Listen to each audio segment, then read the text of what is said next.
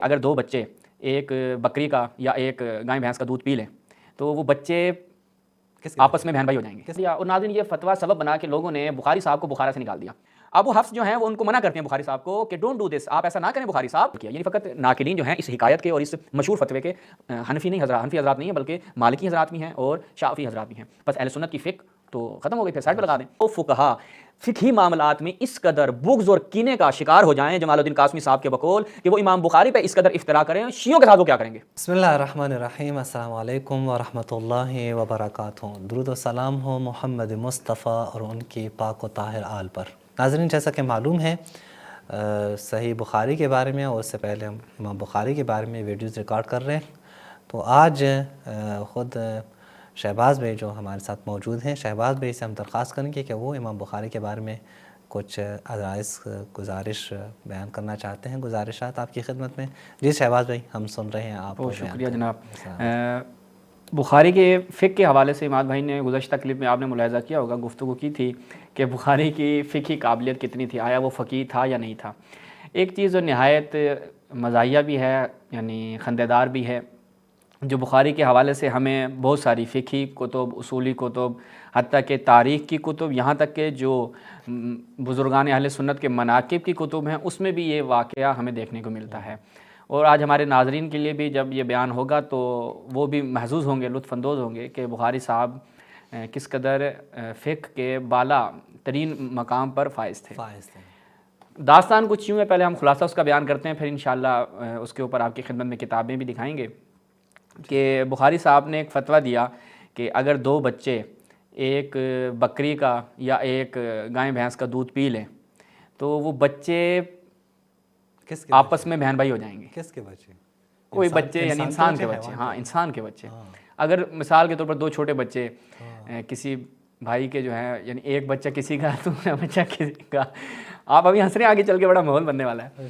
تو وہ جائیں ایک بھینس کا دودھ پی لیں، بھینس کھڑی ہو جا کے ایک نے بھی پی لیا دوسرے نے پی لیا، وہ دونوں آپس میں بہن بھائی بن جائیں گے، محرمیت ایجاد ہو جائے گی اور وہ دونوں بہن بھائی بن جائیں گے. اور یہ اجماع مسلمان یعنی جو اجماعی فتاوی ہیں اسلام میں، ان کے برخلاف بخاری صاحب نے فتویٰ دیا. اور ناظرین یہ فتویٰ سبب بنا کہ لوگوں نے بخاری صاحب کو بخارا سے نکال دیا.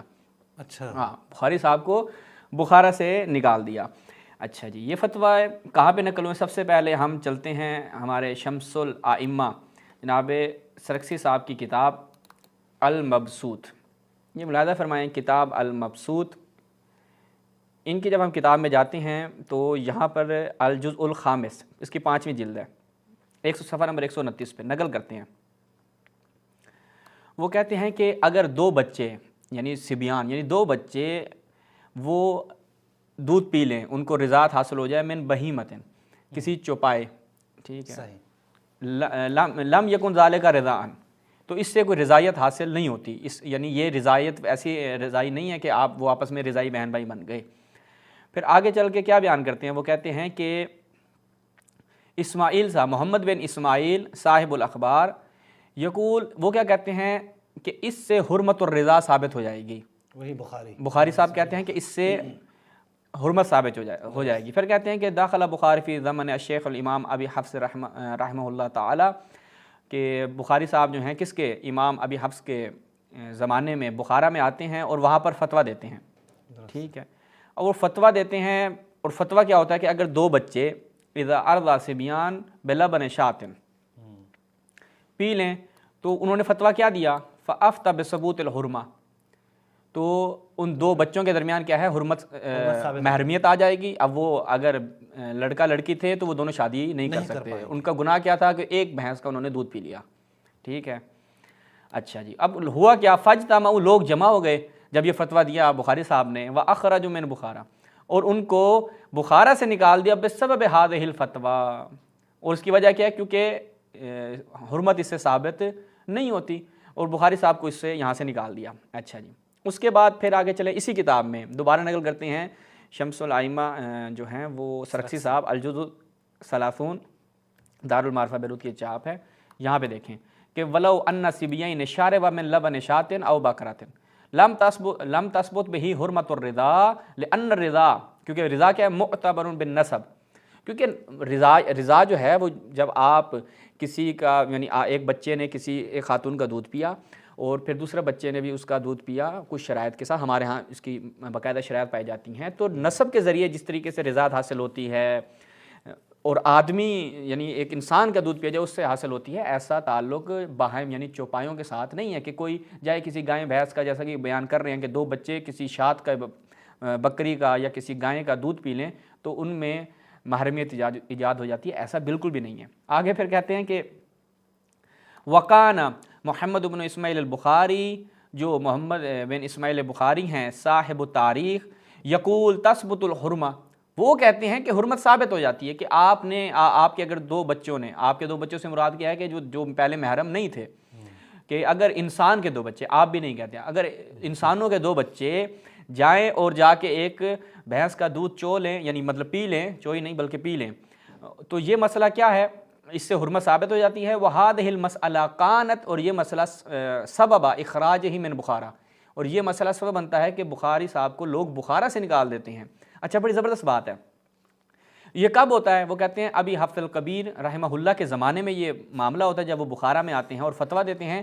فَنَهَاهُ ابو حفص رحمۃ اللہ علیہ، ابو حفص جو ہیں وہ ان کو منع کرتے ہیں بخاری صاحب کو کہ ڈونٹ ڈو دس، آپ ایسا نہ کریں بخاری صاحب، یہ کیا کر رہے ہیں؟ وَقَالَ لَسْتَ بِأَهْلِ اللَّهِ، آپ اس اہل نہیں ہیں کہ آپ فتویٰ دیں۔ فلم ينتهِ، اور وہ اپنے اس عمل کو جاری رکھتے ہیں۔ حتیٰ سئل عن هذه المسألہ، حتیٰ کہ ان سے سوال کیا جاتا ہے، ابو حفص نے منع کیا، دیکھیں فتوے آپ نے نہیں دینے، ٹھیک ہے، تو وہ کیا دیتے ہیں جب اسی مسئلے کے بارے میں کہ دو بچے گئے، ایک بھینس کا گائے کا بکری کا دودھ پی لیا، تو وہ کہتے ہیں فافتى بالحرمہ، تو انہوں نے کہا بھائی بس یہ دونوں حرام ہو گئے ایک دوسرے پہ۔ فاجتمع الناس فاخرجوہ، لوگ جمع ہو کر بخاری صاحب کو نکال دیا، تو وہ کہتے ہیں یہ سبب بنا کہ بخاری صاحب نے نکال دیا، یعنی بخاری صاحب کو بخارا سے نکال دیا گیا، بہت غلط ہوا ان کے ساتھ۔ اس کے بعد چلیں اگلی کتاب دیکھیں، النہر الفائق، جناب سراج الدین حنفی صاحب کی، جب ہم اس میں جاتے ہیں شرح کنز الدقائق، یہاں پہ دیکھیں اسی کو بیان کرتے ہوئے کہ اگر کسی بکری کا کوئی دو لوگ بچے دودھ پی لیتے ہیں تو آیا ان میں حرمت ثابت ہوتی ہے یا نہیں ہوتی۔ اس کے صفحہ نمبر 305 کتاب الرضا میں جب ہم جائیں، وہ کہتے ہیں حکایت ہمیں کیا ملتی ہے کہ امام بخاری صاحب الصحیح داخلہ بخارا، وہ بخارا میں آتے ہیں اور وہ فتویٰ دیتے ہیں فی زمن تلمیذ محمد بن حسن ابی حفص الکبیر کے زمانے میں، فقال لہ لا تفعل، آپ ایسا نہ کریں، فتوے نہ دیں، فابا، لیکن وہ بخاری صاحب کہتے ہیں میں تو فتویٰ دے کے رہوں گا۔ اچھا تو انہوں نے کیا فتویٰ دیا؟ بثبوت الحرمہ بین الصبیین، دو بچوں کے درمیان حرمت کا فتویٰ دیا کہ ثابت ہو جائے گی حرمت، ارتدعا، اگر وہ دونوں بچے دودھ پی لیں شاید کسی بکری کا۔ اور انہوں نے پھر آگے کہا کہ انہوں نے جو تمسک کیا بخاری صاحب نے ایک روایت سے کہ اگر دو بچے ایک یعنی آپ وہ کہہ لیں چھاتی سے یا اس طریقے سے جہاں سے دودھ آتا ہے وہاں سے اگر وہ بچے دودھ پی لیں تو اس سے کیا ہو جاتی ہے، ایک دوسرے پہ وہ حرام ہو جاتے ہیں، اس روایت سے، جبکہ یہ روایت انسان کے بارے میں تھی تو بخاری صاحب نے اس کو حیوانوں پہ بھی فٹ کر دیا اور یہی سبب بنا کہ بخاری صاحب کو وہاں سے نکال دیا گیا۔ اچھا جی، اب اماد بھائی بڑی دلچسپ اس میں گفتگو ہے، لیکن سب سے پہلے ہم ایک چیز آپ کی خدمت میں عرض کریں کہ اجماع اس مسئلے میں کیا ہے جو بخاری صاحب اس اجماع سے نکلے اور لوگ اس پہ غصہ ہوئے۔ دیکھیں کتاب ہے الاجماع ابن منذر صاحب کی، 318 ان کا متوفہ ہے، یہ اس میں انہوں نے وہ مسئلے بیان کیے کہ جو اجماعی ہیں، اتفاقی ہیں، ٹھیک ہے۔ بعض لوگ ہمارے اس کو کیا کہتے ہیں، وہ یعنی اجماع بھی پڑھ رہے ہوتے ہیں، وہ جماع سے پڑھیں اجماع پڑھتے ہیں، یہ نہیں سمجھ آتی کیا پڑھتے ہیں، یعنی بڑے اجماعی چیزوں کو وہ جماعی چیزیں پڑھتے ہیں۔ اس مسئلہ نمبر 419 وہ کہتے ہیں کہ وَأَجْمَعُوا، اور اجماع علماء اسلام کا کیا ہے کہ عَلَىٰ أَنَّ الصِّبْيَانَ لَوْ شَرِبَ لَبْنَ بَهِيمَةٍ أَنَّهُ لَا يَكُونُ رِضَاءً، یہ رضا شمار نہیں ہوتی، نہیں رضا شمار نہیں ہوتی بھائی، مطلب کوئی عقلی و منطقی بات بھی کریں، کوئی ایسی چیز کے جس کے اوپر کوئی احادیث بھی ہوں، اور آپ تمسک ان احادیث سے کر رہے ہیں بخاری صاحب کے جو انسانوں کے متعلق رسول اللہ نے بیان فرمائی تھی، اور بخاری صاحب کی چونکہ فقہی صلاحیت نہیں تھی امام بخاری کی، تو اس لیے یہ مسئلہ درپیش ہوا۔ اچھا پھر کچھ لوگوں نے آ کر، ایسا نہیں ہے کہ ہم کہیں کہ بخاری صاحب کے حوالے سے لوگوں نے جو اعتراضات کیے کہ بخاری صاحب فقہی طور پہ ایک نابالغ شخصیت تھے، فقہی اعتبار سے امام بخاری ایک نابالغ شخصیت تھے۔ ملاحظہ فرمائیں کشف الاسرار اس میں جب ہم جاتے ہیں جناب حافظ الدین نصفی صاحب کی. حافظ الدین نصفی جو ہیں وہ ایک فقیہ اور ایک مفسر اور ایک اصولی شخصیت ہیں. ان کی جب ہم اس جزء اول میں جاتے ہیں دارالکتب العلمیہ تو یہاں پہ امام بھائی دیکھیں گا وہ کہتے ہیں ایک محدث جو ہوتا ہے وہ فقیہ نہ ہو. فإن المحدث غیر الفقیہ وہ کیا کرتا ہے بہت زیادہ غلطیاں کرتا ہے. ٹھیک ہے.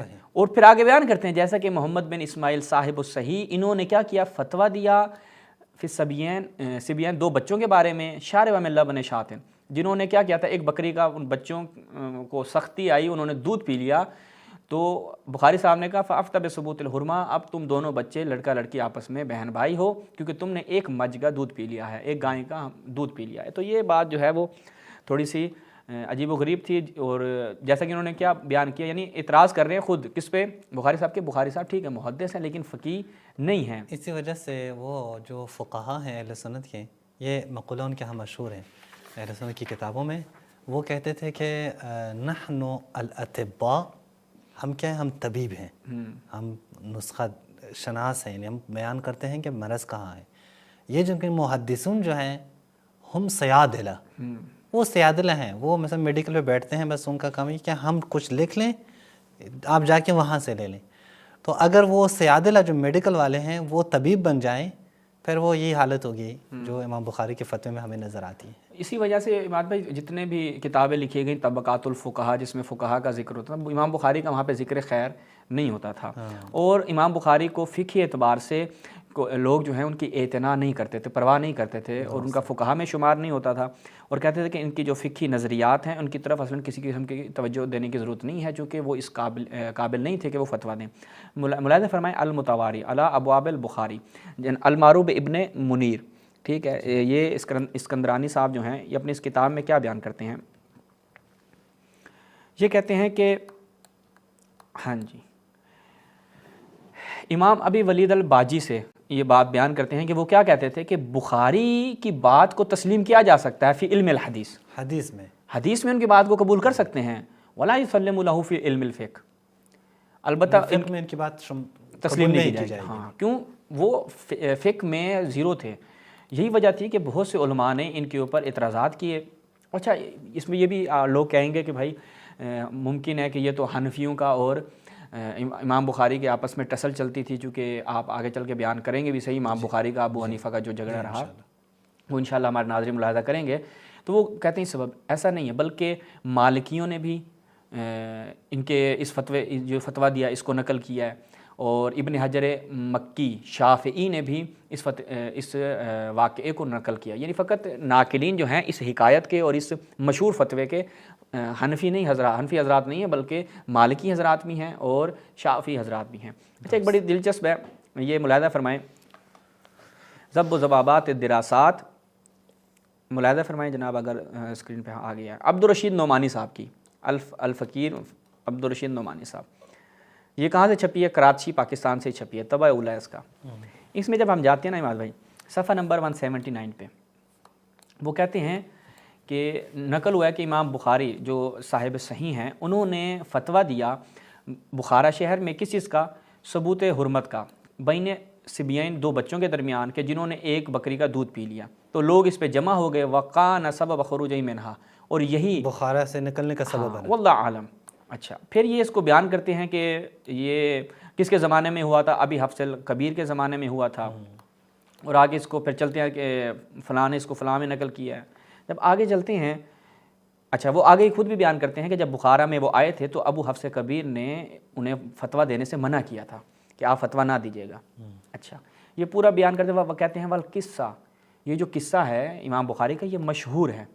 پھر کہتے ہیں کہ قاضی حسن بن محمد بن حسین الدیار بکری مالکی نے اس کو اپنی معروف تاریخ میں یعنی مالکی تھے انہوں نے نقل کیا. ابن حجر مکی شافعی نے الخیرات الحسان فی مناقب امام العظم ابی حنیفہ النعمان اس میں بھی انہوں نے اس کو نقل کیا جبکہ وہ شافعی تھے. و اشارہ الیہ العلامہ انہوں نے بھی اس مسئلے کی طرف اشارہ کیا ہے. تو وہ کہتے ہیں کہ کوئی شک نہیں ہے کہ لفظ حکایت من الفاظ تمریز میں سے ہے صیغہ تمریز میں سے شمار ہوتا ہے لیکن قد جرت عادت المصنفین باتیان صیغۃ التمریز فیما صح. لیکن مصنفین کی عادت تھی کہ وہ صیغہ تمریز ان ایسی جگہ پر بھی لے کے آتے تھے کہ جو حکایتیں صحیح ہوتی تھیں، یعنی جو چیز ہوتی تھی وہاں پہ صیغہ تمریز کے ساتھ بیان کیا جاتا ہے. یعنی خود یہ آ کر جناب عبدالرشید نعمانی صاحب اس کو ثابت کرتے ہیں کہ یہ مسئلہ درست ہے، اور بڑی تفصیلی انہوں نے اس کتاب میں گفتگو کی ہے. پھر اگلی ان کی کتاب دیکھیں الامام ابن ماجہ و کتاب السنن، عبدالرشید نعمانی صاحب کی کتاب ہے. جب ہم اس میں جاتے ہیں تو یہاں پر بھی انہوں نے اس مسئلے کو نقل کیا اور وہی بات کی ہے کہ بخاری نے فتویٰ دیا اور یہ قصہ مشہور ہے، اس کو فلاں فلاں نے نقل کیا ہے. اور آگے کہتے ہیں کہ اگر ہاں یہ بڑی زبردست بات ہے کہ اس میں کوئی استبعاد نہیں ہے کہ ہم کہیں کہ یہ بعید ہے، بالکل ایسا نہیں ہے، یہ بخاری سے بعید نہیں ہے. کیوں؟ اگر آپ بخاری کی کتاب میں ولو تدبرتا کتابہ، اگر آپ تدبیر یعنی غور و فکر کریں بخاری کی کتاب میں، تو آپ کے لیے یہ چیز لبان لکان اکثر استنباط ہی کہ اکثر اس کے جو استنباط تھے بخاری کے، تو یہ بیان کرتے ہیں کہ اگر آپ بخاری کی کتابوں میں یعنی اس کی بخاری کی کتاب میں تھوڑا سا تدبر کریں، غور و فکر کریں، تو آپ کو پتہ چلے گا کہ جو بخاری کے اکثر استنباطات تھے یعنی استخراجات، آسان الفاظ ہیں ہمارے مومنین کے لیے، ناظرین کے لیے بیان کریں کہ جو اس کے استخراجات تھے، اس کی فہم تھی، وہ اصول فقہا کے مطابق نہیں تھی، فقہا کے اصول پہ نہیں تھے، وہ پوری نہیں اترتی تھی. تو یہاں تک یہ اگرچہ ناظرین اس پہ یہ واقعہ جو ہے وہ اتنی کتابوں میں نقل ہوا ہے کہ اگر میں اس کی فقط فہرست اماد بھائی بیان کرنے بیٹھوں کہ 20-25 کے قریب جو ہے وہ علماء نے، مالکی ہوں، شافعی ہوں، حنفی ہوں، اس واقعے کو نقل کیا ہے. جو ہم یہاں پر گنجائش نہیں ہے، فقط ہم نے اہم کتابیں کہ جو ائمہ تھے ان کی کتابوں سے آپ کی خدمت بیان کیا ہے، ورنہ یہ واقعہ نہایت مشہور و معروف تھا. اب آ جائیں دفاع کرنے والے حضرات. وہ آئے، انہوں نے کہا کہ ایسا کیسے ہو سکتا ہے کہ آپ ہمارے امام بخاری کے اوپر اعتراضات کریں اور ہم اس کا دفاع نہ کریں. انہوں نے آ کے تھوڑی عجیب و غریب تعویلات امام بھائی پیش کرنے کی کوشش کی ہے. اب میں یہ آپ سے آج سوال بھی کروں گا اور اپنے ناظرین سے بھی کروں گا کہ ہمیں بتائیں کہ ان تعویلات سے کیسے آپ بخاری صاحب کو مبرہ کر سکتے ہیں اس فتویٰ دینے سے. ملاحظہ فرمائیں کتاب الانصاف، یہ کس کی ہے جناب؟ ابن سید بطلیوسی، اس کا نام بھی جو ہے وہ قسم سے واقعاً آج کل لوگ رکھ بھی نہیں سکتے. وہ جب بیان کرتے ہیں اپنی اس کتاب میں، وہ کہتے ہیں دیکھیں بھائی، اب یہ بڑی عجیب و غریب انہوں نے ایک تعویل پیش کی ہے. وہ کہتے ہیں کہ فقہا نے وللبخاری، وہ کہتے ہیں کہ مشکور و سعی مبرور. اچھا، لوگ جو ہیں انہوں نے آ کر امام بخاری کے اوپر جو چڑھائی کی ہے، وہ کہتے ہیں وقان ذالک، یہ کس وجہ سے تھا؟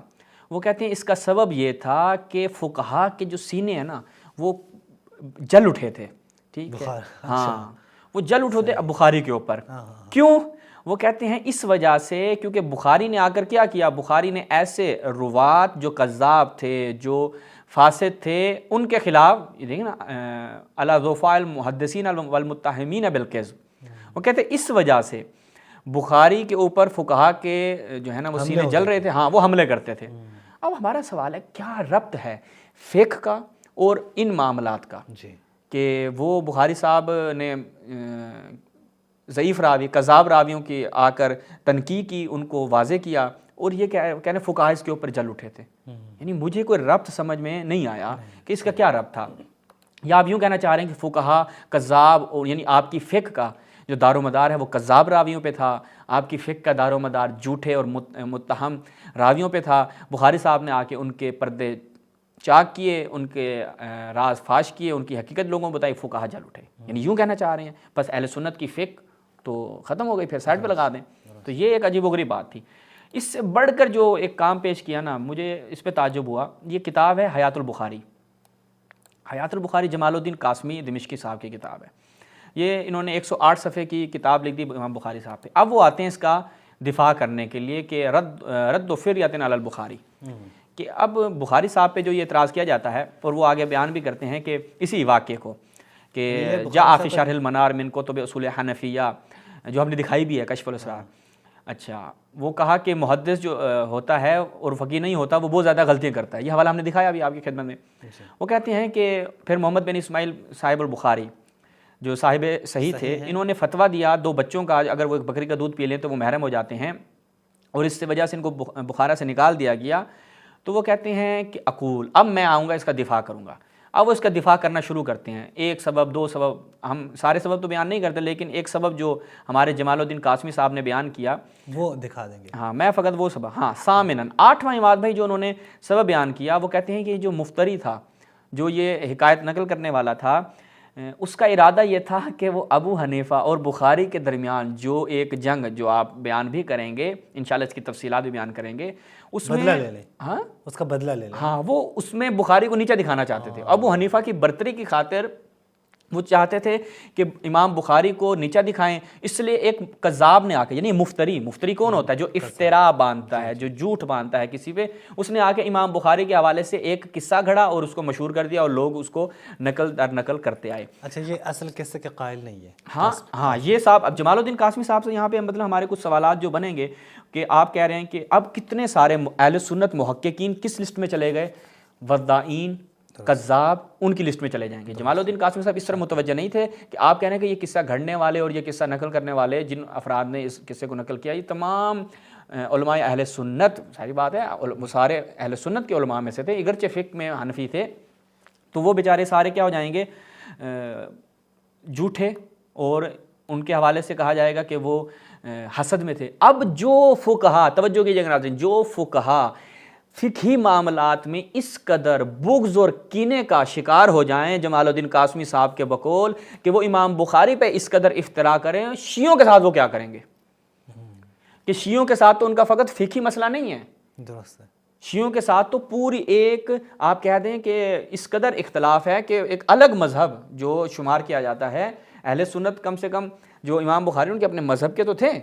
اب بتائیں کہ یہ ان فقہا سے آپ تک کیا امید رکھیں گے کہ یہ شیعوں کے حوالے سے کیا کریں گے؟ تو جمال الدین قاسمی صاحب کیونکہ بخاری کے دفاع میں انہوں نے گھوڑے دوڑانے تھے، تو دوڑاتے ہوئے انہوں نے سب کو رگڑ دیا. تو یہاں تک ہم اس مسئلے کو ختم کرتے ہیں کہ ناظرین، امام بخاری صاحب جو ہیں وہ فقہی اعتبار سے اس قدر نابالغ تھے، جیسا کہ خود ان کے اپنے ہی علماء نے بیان کیا ہے کہ وہ فتویٰ دینے کی صلاحیت نہیں رکھتے تھے. اب اگر مرزا صاحب کہتے ہیں ہمارے بابے تو کون ہیں؟